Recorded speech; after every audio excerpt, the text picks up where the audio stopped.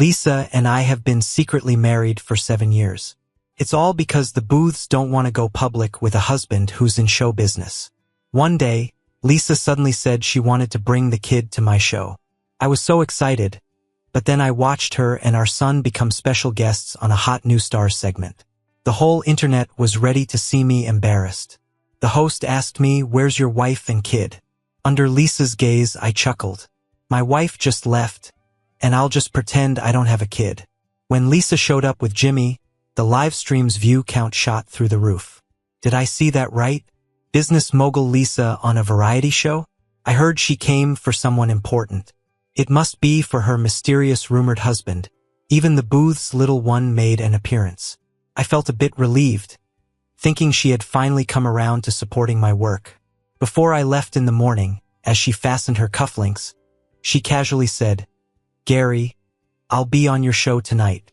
I thought she was coming for me, especially since she brought our son. So I reached out to greet Jimmy. Next thing I knew, I felt like I got slapped. I watched mother and son pass me by without a glance, heading to sit in the guest spot with rising star Harry. My hand froze mid-air. I barely whispered his name, Jimmy. Jimmy glanced at me briefly, then turned his eyes back to his mom. In that moment, I saw a hint of coldness in him that he shouldn't have at that age. Suddenly, a wave of nasty comments hit the screen. Gary, the eternal supporting actor, just shamelessly hinted he's Lisa's husband. I bet he's desperate for fame. Finally, we see him get his comeuppance. Are Harry's the main character? Who the hell is Gary anyway? I clenched my hand and looked at Lisa. Did she realize what she'd done? Tonight, her actions would make me a laughingstock. Just as the host was about to bring the conversation back to me, a technical glitch paused the live stream for a bit. Lisa moved to a corner to take a work call.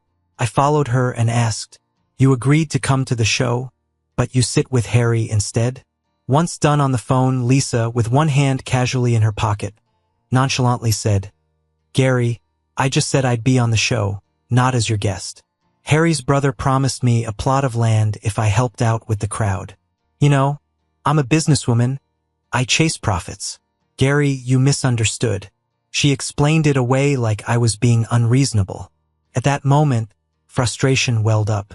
Didn't you think about how showing up as someone else's guest would make me look? Didn't you see the troll's insults? Lisa's face remained calm, seemingly not grasping my confusion.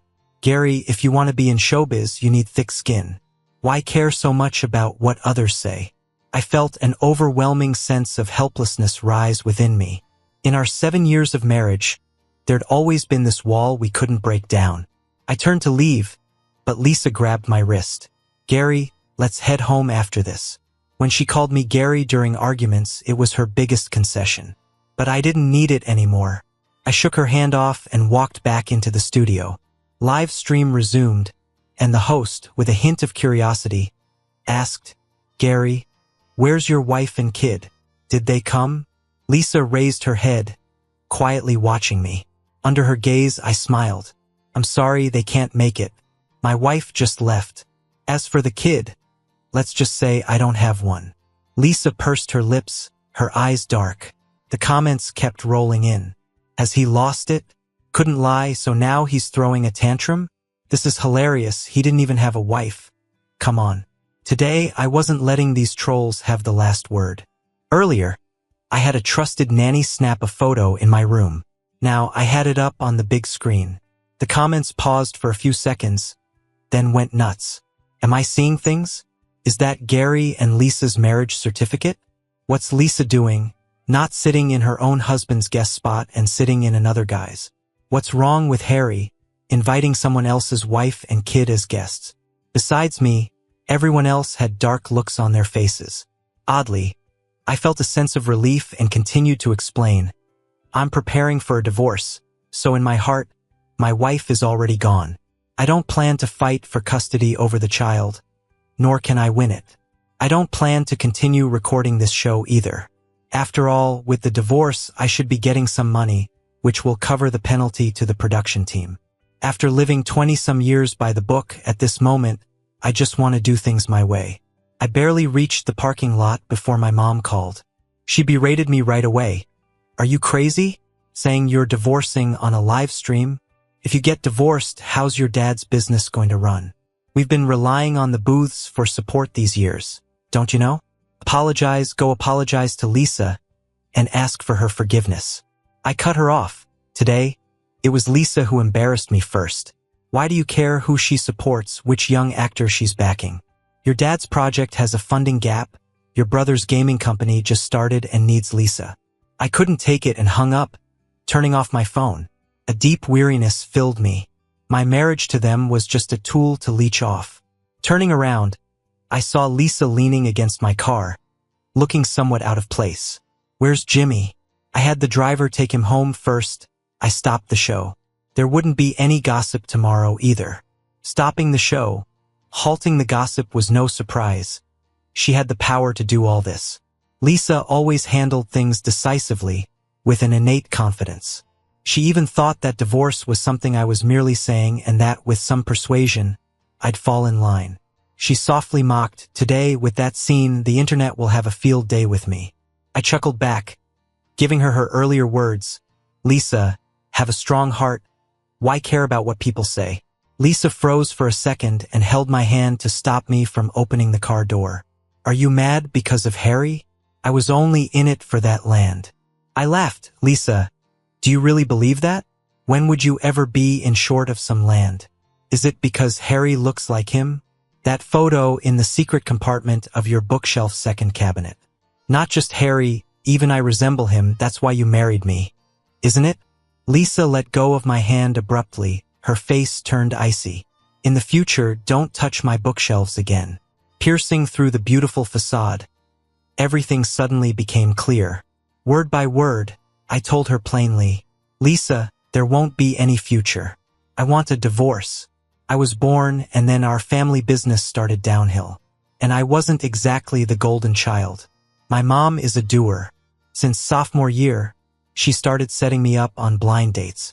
I went along with it in exchange for a shot at the entertainment world. Because being an actress, a top actress, was my only dream. At the start, this was my best buddy Evan's dream. But after he was gone, it became mine. Before Lisa showed up, I figured I would end up marrying some not-so-good-looking rich man's love child. But then, an unexpected blind date changed things. Why would a family like the Booths do a blind date with us ordinary folks? My mom was all joyful, cutting off my dad's skepticism.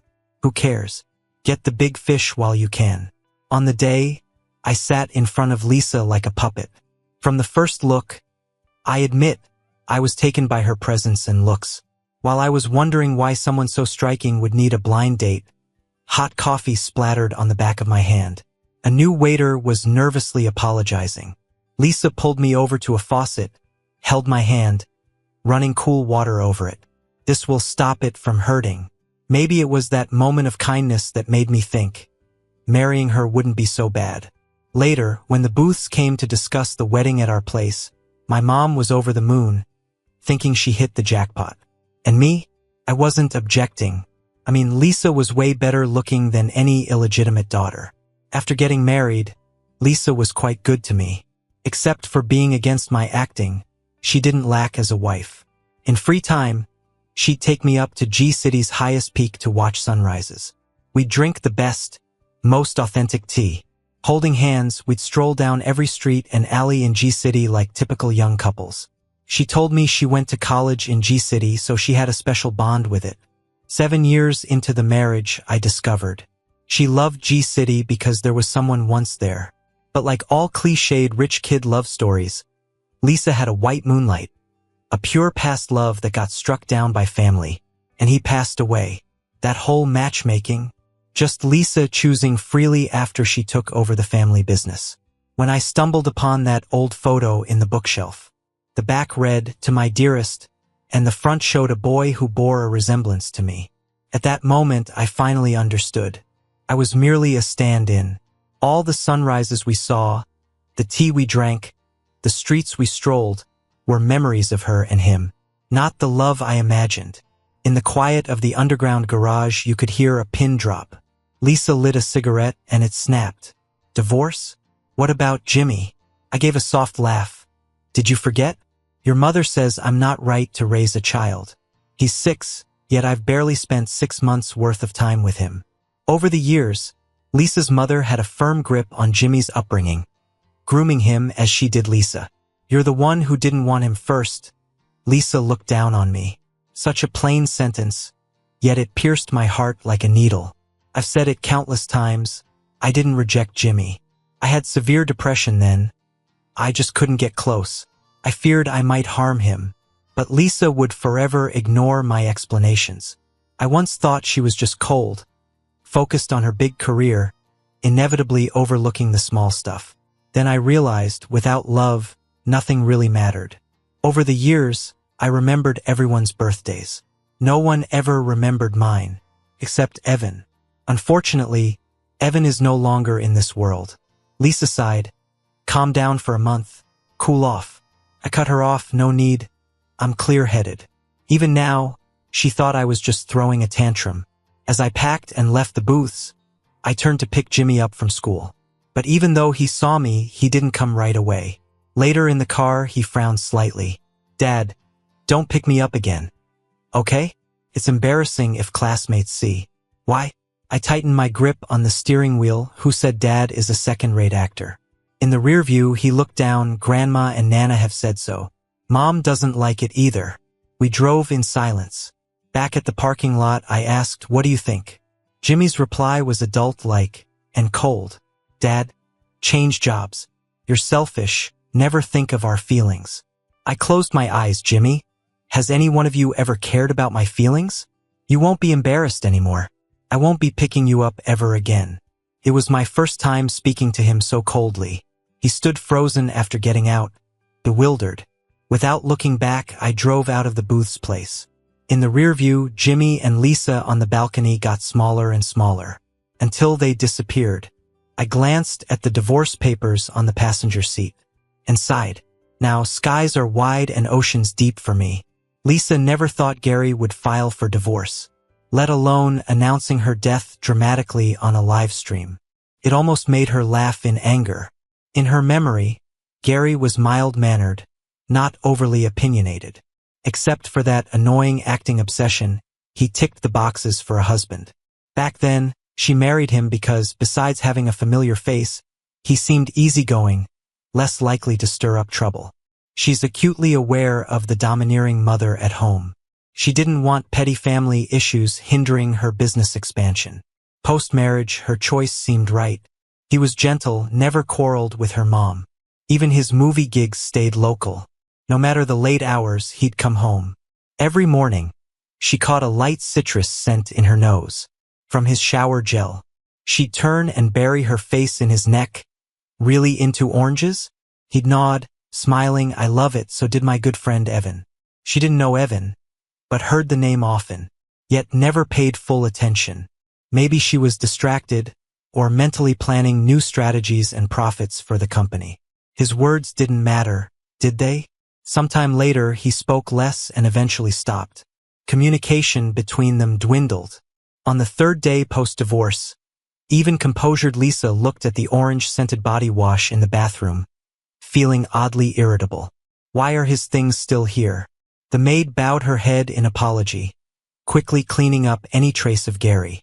But that night, Lisa, who usually slept well, found herself staring sleeplessly at the new blue sheets. The unfamiliar scent in the air made her uncomfortable. By morning, dark circles had formed under her eyes. Lost in thought for a moment, she called the maid back to return her husband's belongings. The maid was shocked. They had already been thrown out, and there was no getting them back. Lisa felt a lump in her throat. Maybe things work out for the best after all. Divorce counts as a happy occasion, doesn't it? I got an offer from a well-produced show for a casting role. The assistant director explained in detail that if I got the part, we'd be filming constantly in 3 different locations, some in remote areas with tough conditions. But if it turns out well, it could be award-winning. The possibility of winning an award made me forget everything else. No problem, I'm in. Nothing's stopping me from chasing my dreams now. I spent over 20 years as the obedient son. Marriage was my trade for family business and money. I owe them nothing now. I was the booth's son-in-law for 7 years. Played by the rules, devoted completely, only to discover I was a stand-in. Inequitable marriage becomes chains. But I'm free now. This role requires 4 months of intensive, closed-off training. There are 108 of us competing, all entering a training camp. It's both an opportunity and a challenge. At dawn, I get up to train. Then it's relentless horse riding, martial arts, etiquette, and dance training, with horseback riding being a major focus. I went from fearing mounting a horse to riding with one hand while shooting arrows. I endured raw thighs and countless falls on my elbows. Some people joke, "Hey, aren't you the booth's son-in-law? Why's a rich guy working so hard?" I don't hide it. I'm divorced. I'm not anyone's son-in-law. My name's Gary. Others whisper behind my back that a son-in-law from a family like that is spoiled, saying I won't make it past the first cutoff. Before, I'd ignore it, tolerate it. But I won't anymore. It's healthier to vent than to bottle it up, right? I confronted them. How can you guarantee that? With your big mouth? Before she could argue, I turned, jumped back on the horse, and galloped away. In that moment, it felt like I was trampling those doubts underfoot. Time for the final test was running out. I made every second count, living as if 24 hours were 48, exhausted but fulfilled with what I love doing. On the test day, the sun was blazing. Riding fast, focused entirely on the target, I nailed it dead center. Once could be luck, but hitting the bullseye 3 times was a testament. Knowing my overall score was the highest, the blood marks on my palms were my badge of success. "That's Gary, impressive," they said. "He's perfect for the general role in this show." Gary's performance outshined the others.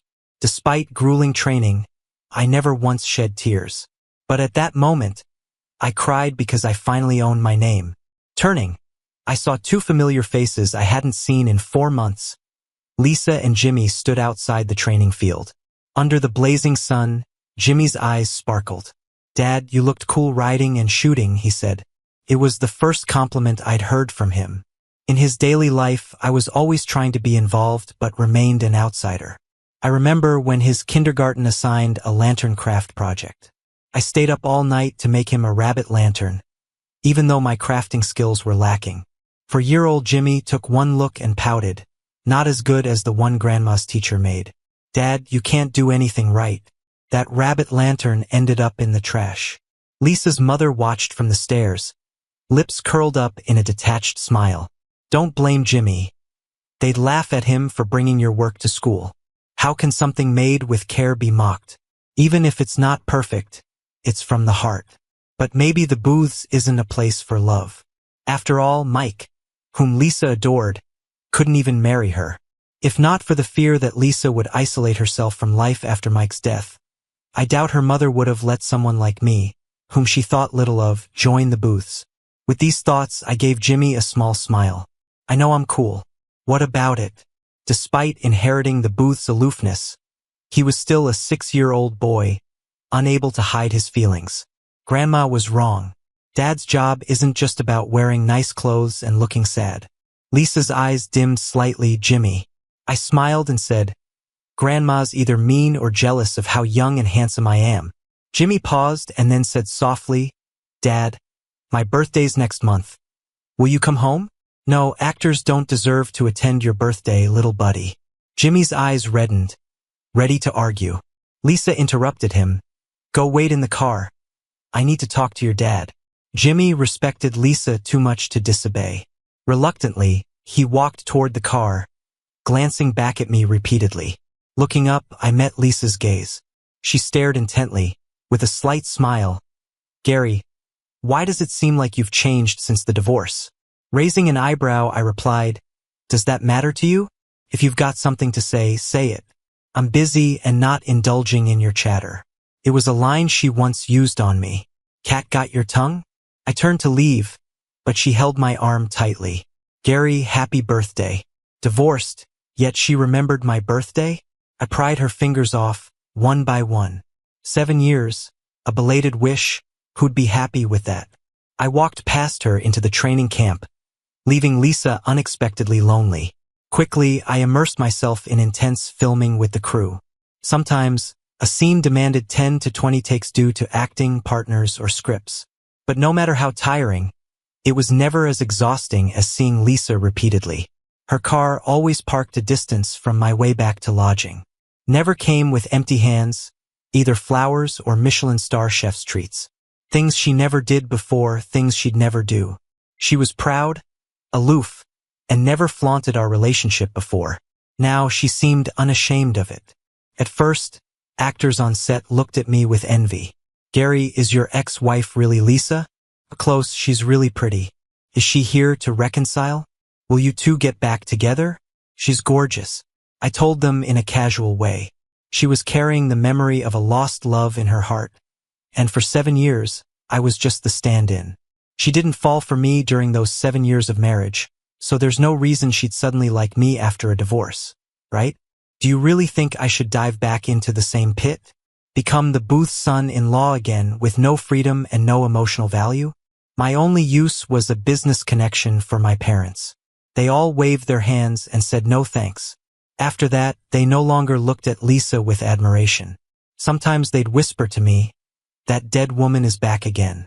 Lisa got out of the car, looking a bit worn out. She had a rough time with insomnia on this latest overseas business trip. "Gary, where'd you buy that body wash you used? I think that orange scent might help me sleep." I gave a small smile. "I mix it myself, you can't buy it anywhere." She paused for a moment. "Well, could you?" "No, I can't," I replied. Nor did I want to do anything for her anymore.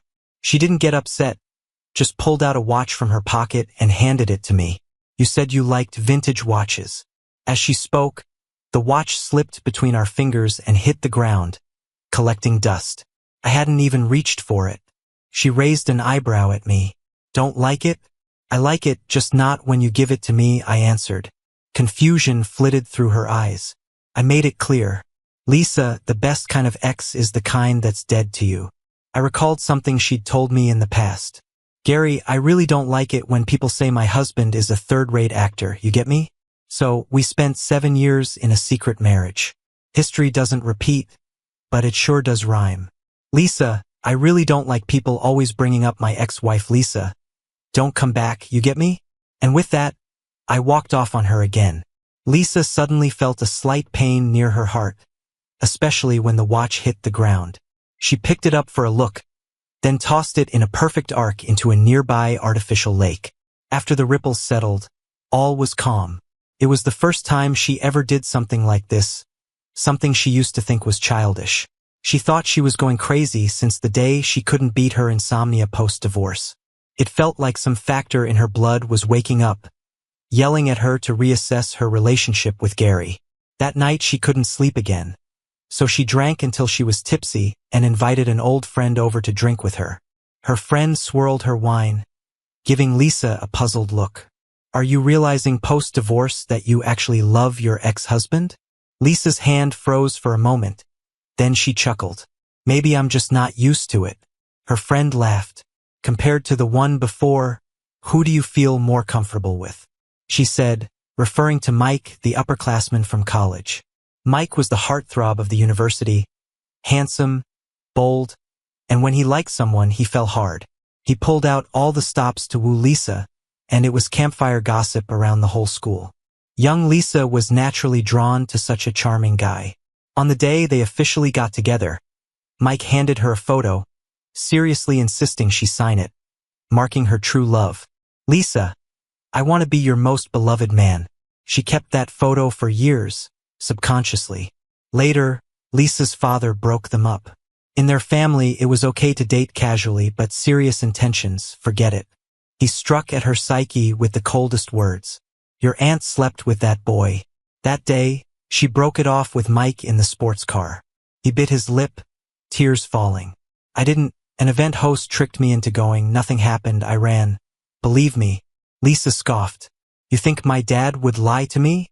Mike, proud as he was, demanded to get out of the car. During the scuffle, a truck hurtled toward them. Everything went dark, ending in regret. Lisa's father indeed lied. He wanted his daughter to marry someone from a wealthy family, not an orphan like Mike. Lisa skipped her father's funeral years later. Mike became her buried guilt, unrelated to love, just guilt. If she'd believed him, if she hadn't passed out that day and could have pulled him from the car, maybe he wouldn't have died. After a bottle of booze and a heartfelt recount, her friend patted her shoulder. That's guilt, not love. Think about it, if Gary were there instead, what would you do? Lisa was silent for a long time. She took a big drink, her throat bobbing. Then I'd die with him, she finally said, slightly intoxicated and self-deprecating. It was a rare day off for the crew. The third female lead shyly invited me to a movie. I politely declined. I'm focusing on my career, no dating plans now. She handed me the ticket anyway. Watch or not, up to you. If you ever plan to date, let me get in line. I laughed at her honesty. But then I looked up, meeting Lisa's calm gaze with Jimmy by her side. I rubbed my forehead. Here we go again. Half an hour later, we were sitting in a cafe. Jimmy, with his little chin raised, said, "Dad, I don't want you to date that person." I propped my chin on my hand, smiling. You're not even grown yet, and you act like a mini tycoon? You live in a big villa on the hill, not by the sea, don't concern yourself too much.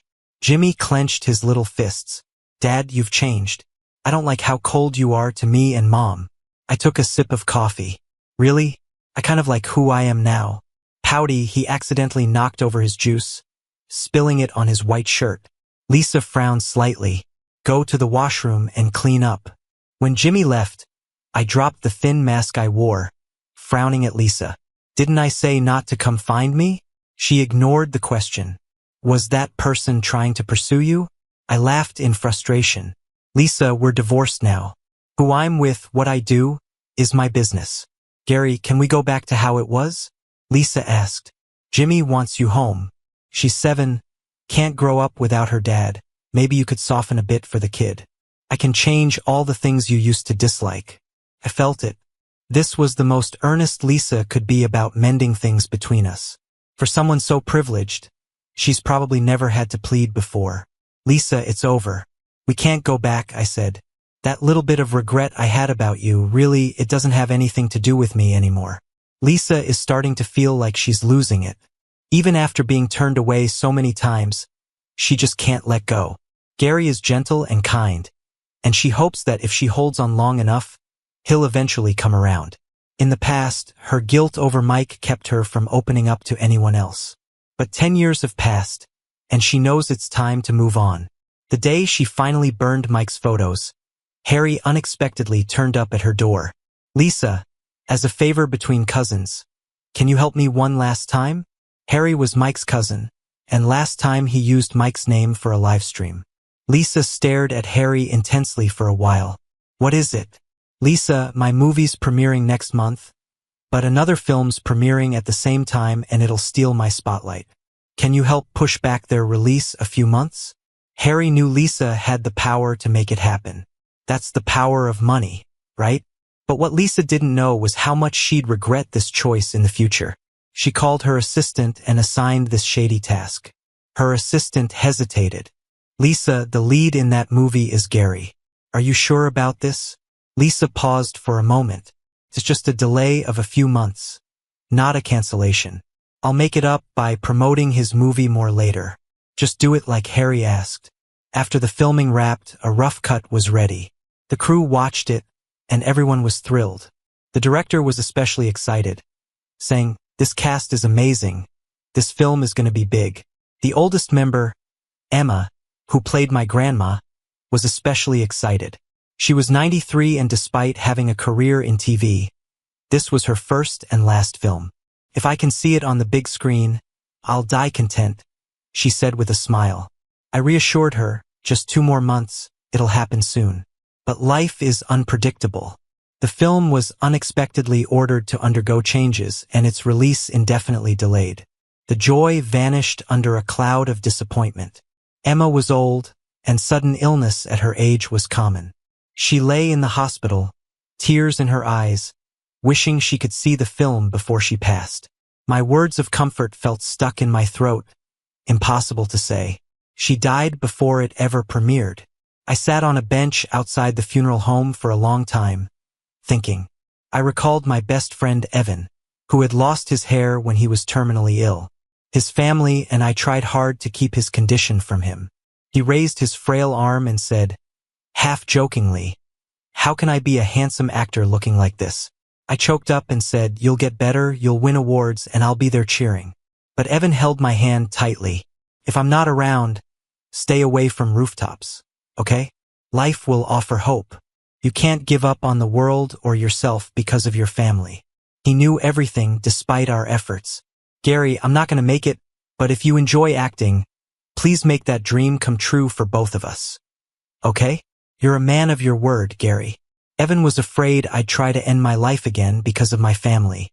He must have thought that once he was gone, no one would be there to pull me back from the edge. He wanted me to live, so I did. His dreams became my dreams. But weren't his regrets the same as Emma's? In my childhood, I was powerless to change Evan's fate. Now, once again, I couldn't fulfill Emma's last wish. I felt deeply helpless. That's when the director told me the truth. The film's delay was due to Lisa's influence. Rage burned through me like fire. Without her meddling, Emma's wish could have been granted. I was certain I'd win an award and fulfill Evan's wish. I went to see Lisa for the first time since our divorce. She looked surprised, a bit happy. I used all my strength and slapped her so hard my hand stung. Lisa's face hardened.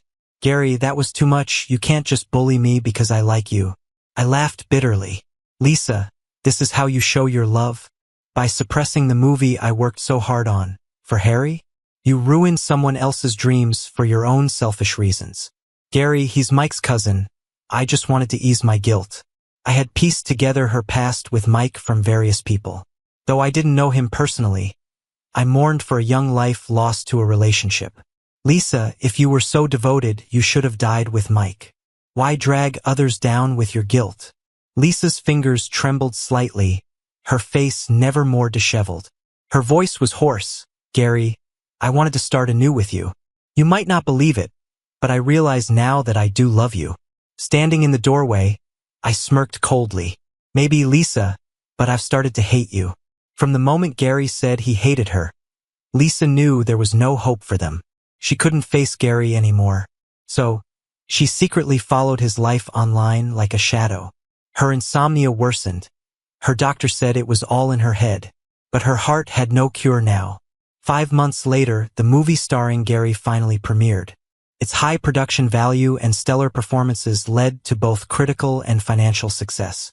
When Gary stood on stage accepting his Best Actor award, Lisa and her son Jimmy were in the audience.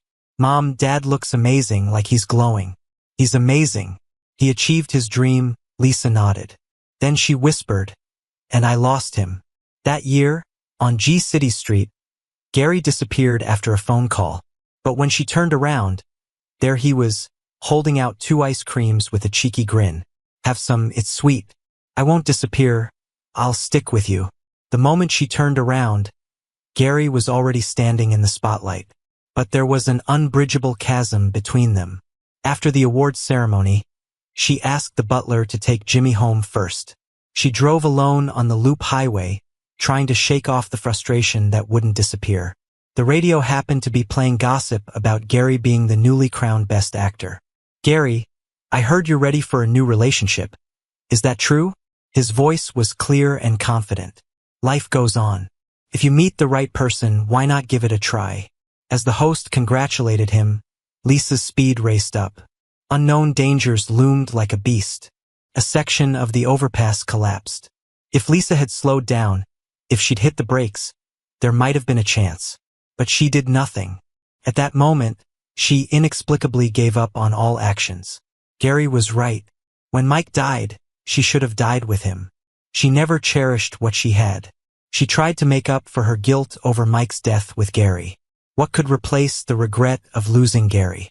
As the car tumbled down the hill, she longed to ask him, "Gary, if I die, will you miss me like you miss Evan?"